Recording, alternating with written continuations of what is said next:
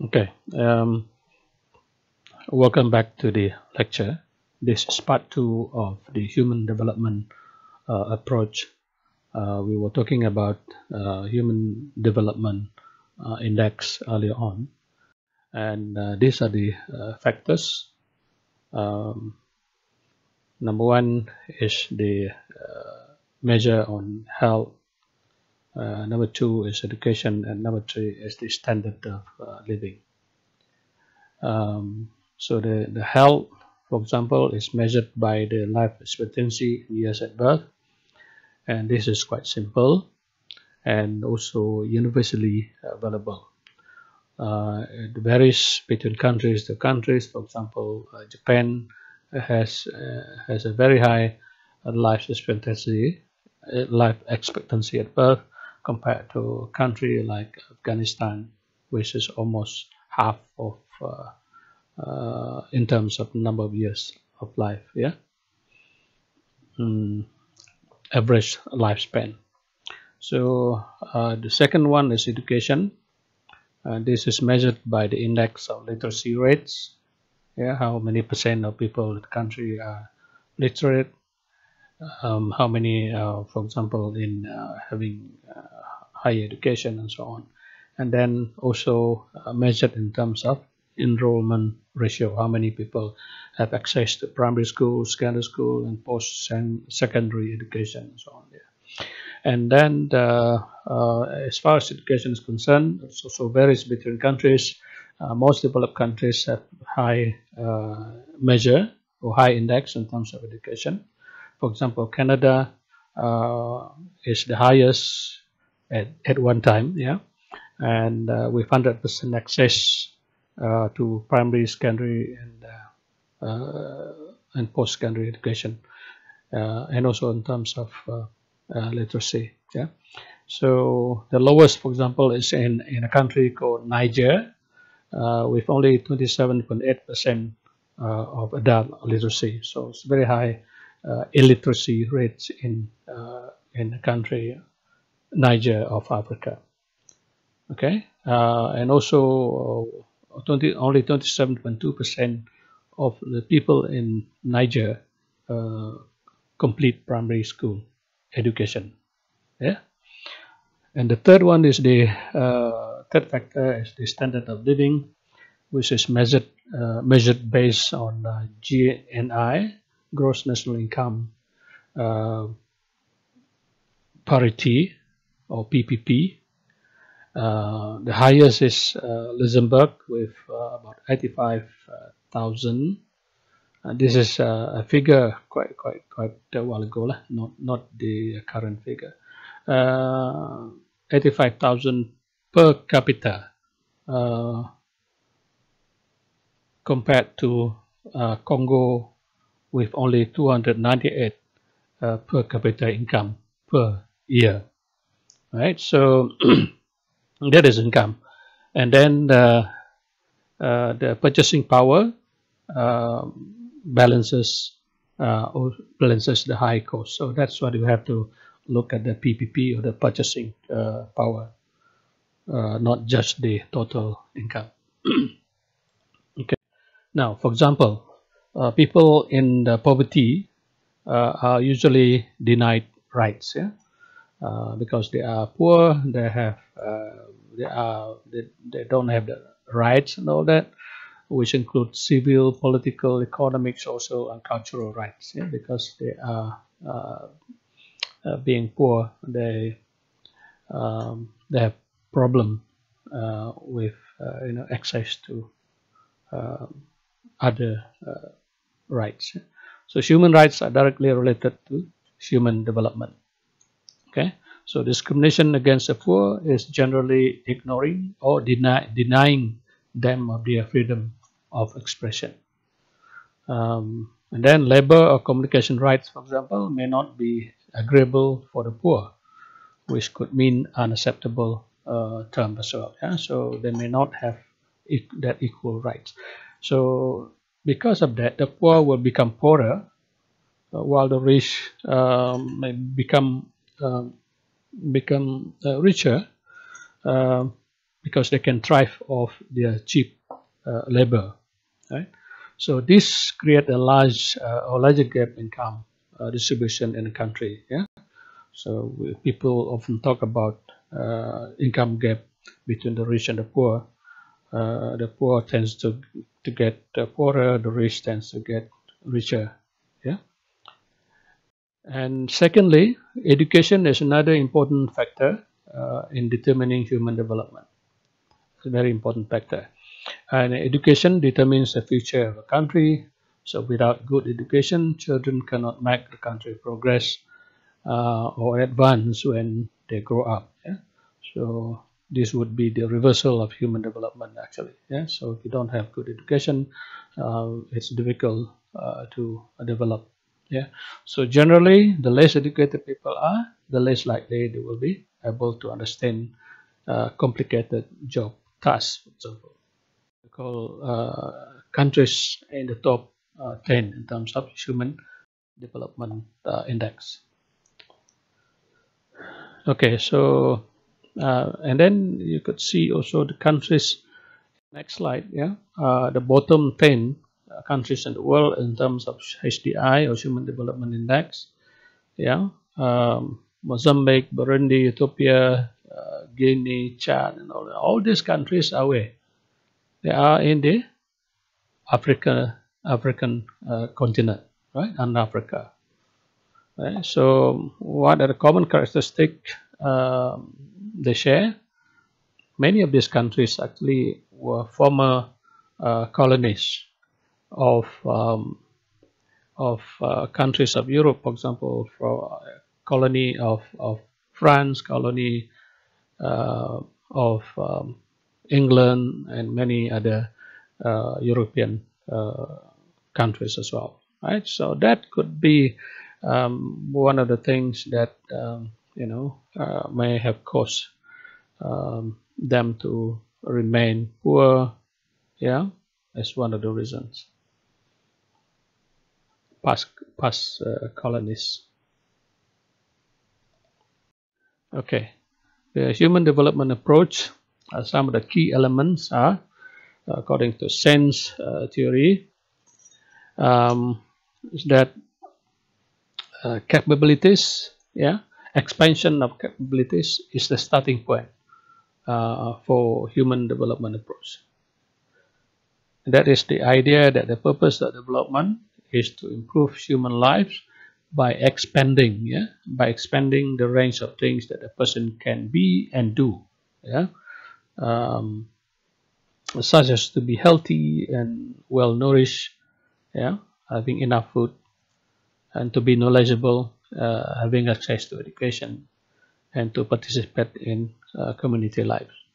So if we look at from this point of view, the development is about removing the obstacle, or dalam bahasa Malaysia halangan. Yeah? Remove the obstacle to what a person can do in life.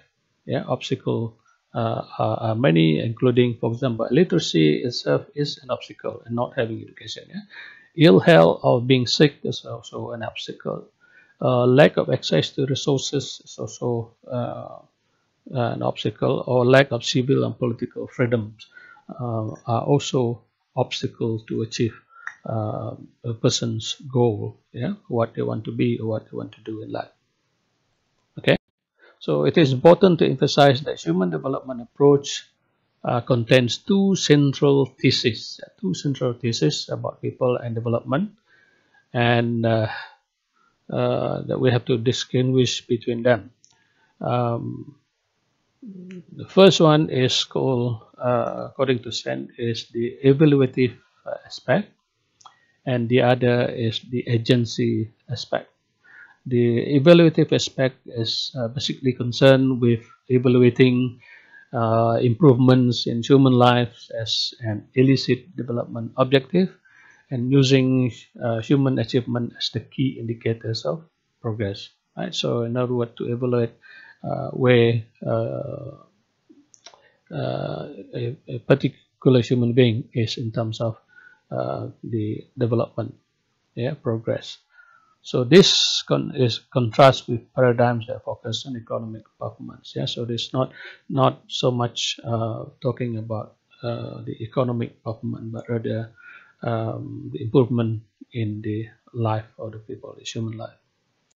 The agency aspect, on the other hand, is concerned with what human being can do to achieve such improvement. Yeah, remember the evaluative aspect is concerned with the achievement of the improvement, but agency aspect is concerned with what human beings can do, yeah, to achieve that. Yeah, particularly through, for example, policies, strategies, and political changes, and so on.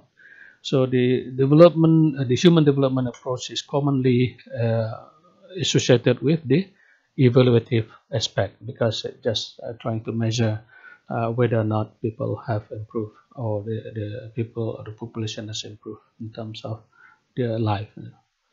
So the agency aspect is probably less widely appreciated. So just a bit more on evaluative aspect of the human development. This approach is unique, yeah, and its emphasis trying to assess development by how well it expands the capabilities of all people. So the keyword is to expansion of the capabilities of the people. So because of that, economic growth is only seen as a means, yeah, and not an end in itself. Yeah, so economic growth is a way or means to achieve to increase the capabilities actually. Yeah.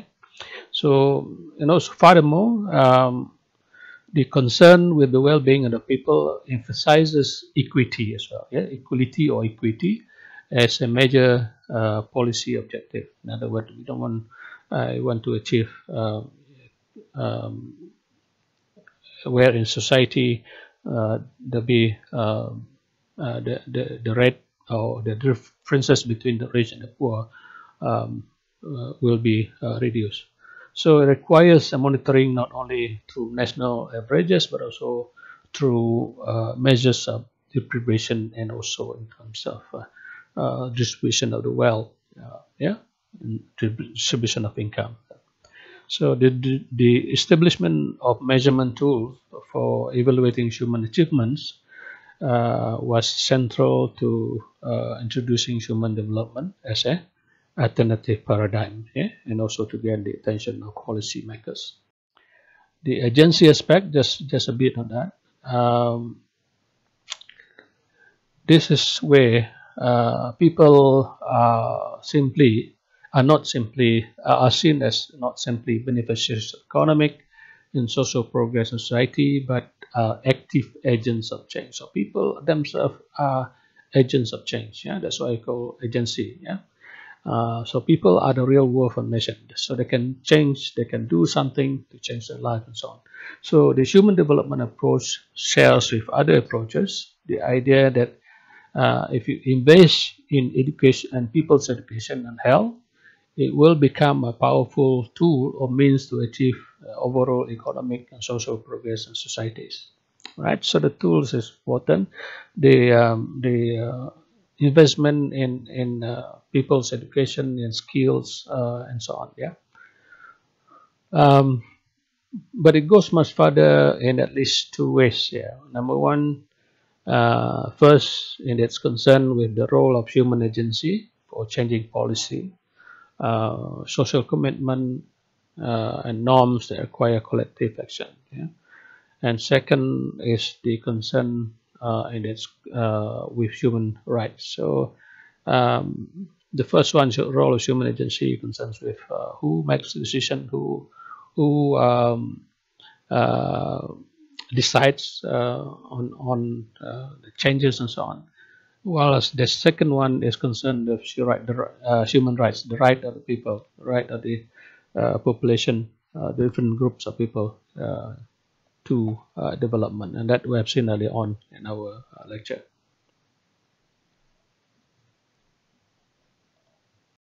Okay, so so human beings can be agents of change through individual action and collective action.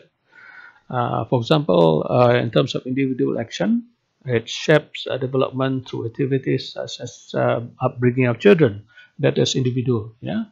While as collective action is an important force that can pressure changes in policies and bring about political change. So through collective action, through social action and so on, can help to bring changes in terms of policies and so on. So what is happening over the last few weeks? For example, what is happening in America on the uh, uh, protests and demonstration on the street against discriminations, yeah, racism and so on. I think that's a good example of collective action, trying to put pressure on the government, on the police to make changes, yeah, to avoid or to rather to make sure that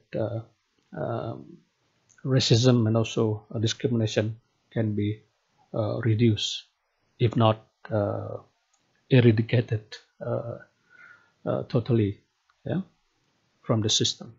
So collective action, especially in the form of social movement, has been the essential motto behind progress in achieving major policy shifts necessary for human development.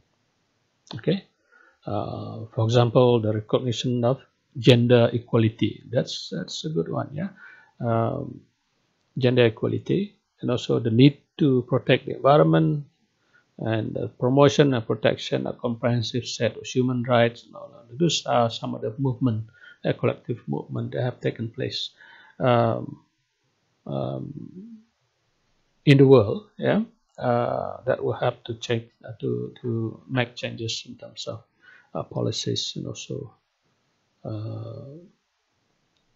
how things and how people look at development overall. Okay, so human resource development is typically about individual agency for material production. For example, a healthy worker is more productive than an ill worker, definitely, right? If you are healthy, you can work almost every day, and a sick worker probably work for 3 or 4 days and get sick, and then stop working for 1 or 2 days, and that will affect his income and so on. And also, an educated mother is more likely to have healthy children, yeah, etc.